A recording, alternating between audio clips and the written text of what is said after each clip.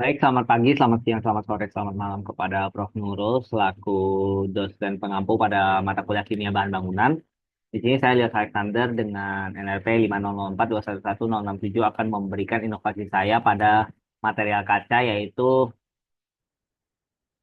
dua inovasi. Yang pertama ada carbon fiber dan CEO2. Saya bahas dulu. Kaca merupakan material keras dan rapuh yang biasanya ditransparan atau tembus cahaya yang dibuat dengan meleburkan pasir dengan soda, kapur, dan terkadang bahan lainnya, kemudian didinginkan dengan cepat hingga diperoleh material kaca. Nah, kemudian saya akan lebih membahas mengenai kaca plot, di mana kaca plot ini sering ditemukan pada jendela, di mana kegunaannya yaitu untuk memasukkan cahaya sebagai sumber pencahayaan, sebagai ventilasi alami, dan memberikan kontribusi pada desain rumah.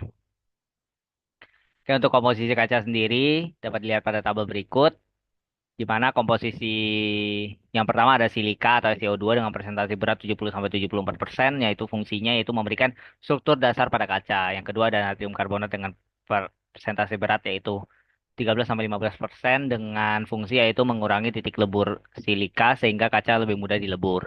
Dan yang ketiga ada kalsium oksida dengan presentasi berat 8-10% dengan fungsi yaitu membantu kestabilan dan kekuatan kaca. Yang keempat ada MgO atau magnesium oksida dengan persentase berat 2-5% dengan fungsi yaitu menambah daya tahan terhadap gesekan dan suhu tinggi. Yang kelima ada alumina atau Al2O3 dengan persentase berat 0-1% dengan fungsi yaitu membantu memperbaiki kekuatan dan kejernihan kaca. Yang keenam ada besi oksida atau Fe2O3 dengan persentase berat kurang dari 0,05% dengan fungsi yaitu membantu mengurangi kontaminasi dan memberikan warna jika diperlukan. Selain itu, ada oksida tambahan lainnya dengan persentase berat kurang dari 1%. Untuk fungsinya sendiri yaitu menambahkan kualitas atau memberikan sifat khusus pada kaca. Nah, pada inovasi saya ini yaitu cerium oxide termasuk dalam oksida tambahan lainnya. Oke, di sini akan saya bahas mengenai what can I do to make glass better. Yang pertama ada carbon fiber, penambahan carbon fiber. Carbon fiber adalah bahan yang terdiri dari filamen kristal karbon tipis dan kuat yang sering digunakan sebagai bahan penguat terutama dalam resin dan keramik.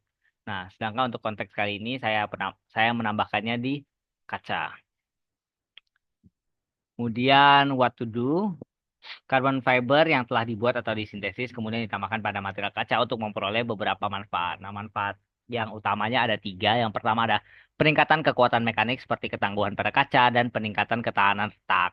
Yang kedua ada ringan dan efisiensi energi. Nah, untuk konteks ringan dan efisiensi energi ini biasanya pada otomotif seperti aerospace dan pesawat terbang yang di mana ketika kacanya bersifat ringan maka eh, bahan bakar yang diperlukan semakin berkurang begitu. Kemudian yang ketiga ada tahan terhadap panas. Kemudian setelah memperoleh carbon fiber reinforced glass composite atau CFRGC akan dibuat larutan CEO2 dengan prekursor misalnya cerium nitrat, heksahidrat atau prekursor lainnya. Kemudian setelah dibuat kaca tersebut akan dilakukan deep coating pada larutan CEO2. Setelah itu akan saya bahas mengenai apa manfaat diberikannya CO2. Nah, CO2 pada kaca dapat memberikan efek yang dapat menyerap sinar UV dan dapat memantulkan sebagian sinar inframerah. Nah, CO2 karena dia dapat memberikan efek yang dapat menyerap sinar UV, maka dari itu sangat bermanfaat begitu ya ketika dihadapkan pada sinar matahari karena sinar matahari juga memiliki sinar UV.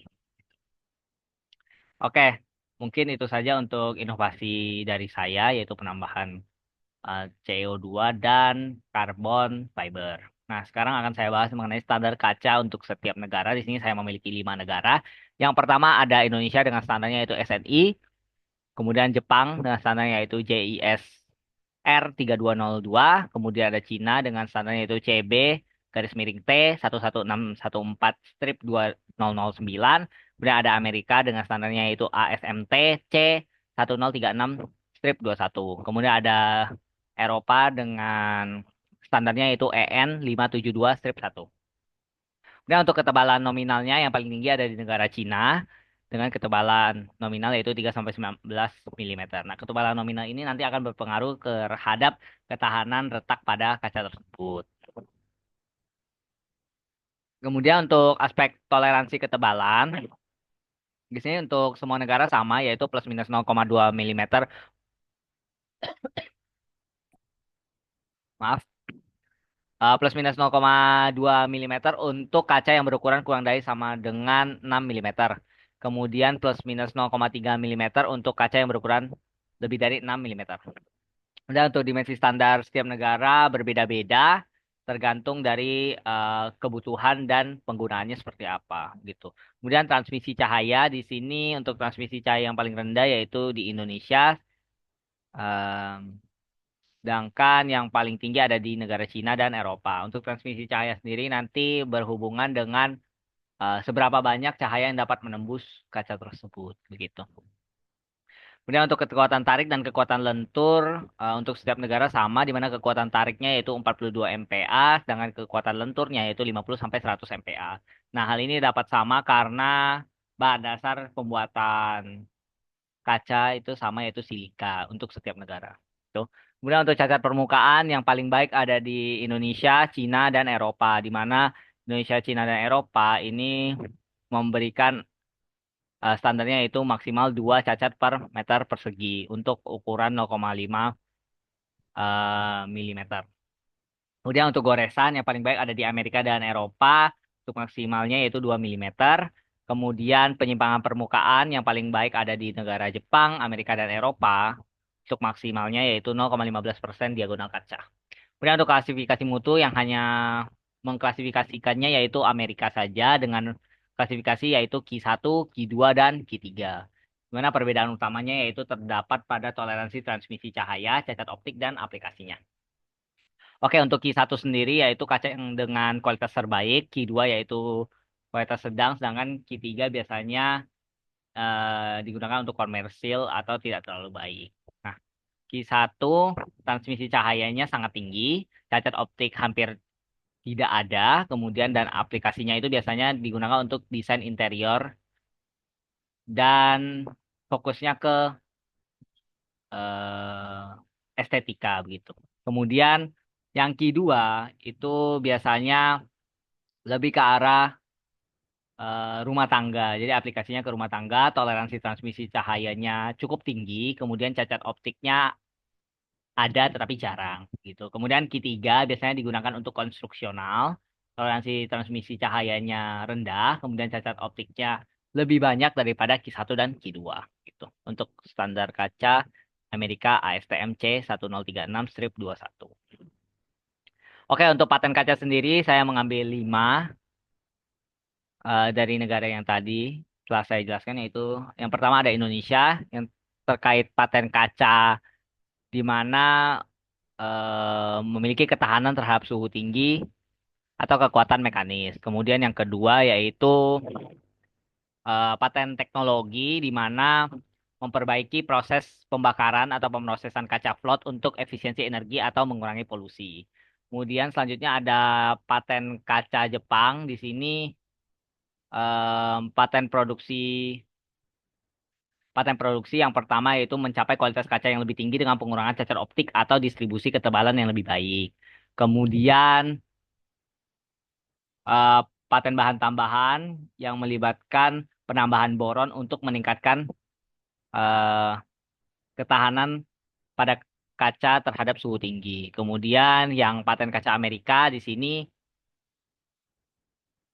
ada paten yang berhubungan dengan teknologi pembakaran lebih efisien dalam pembuatan kaca float atau metode yang mengurangi emisi pada proses pembuatan kaca. Kemudian paten untuk aplikasi khusus pada kaca Amerika yaitu paten yang melibatkan inovasi dalam pembuatan kaca float untuk energi terbarukan seperti penggunaan kaca berlapis untuk meningkatkan efisiensi energi di dalam bangunan. Kemudian selanjutnya ada paten kaca negara Cina. Di sini yang pertama ada paten yang melibatkan perubahan proporsi bahan baku untuk meningkatkan ketahanan kaca terhadap gesekan dan suhu. Yang kedua ada paten proses produksi, paten yang berfokus pada teknologi pembuatan kaca yang lebih efisien atau pengurangan energi atau peningkatan kecepatan produksi.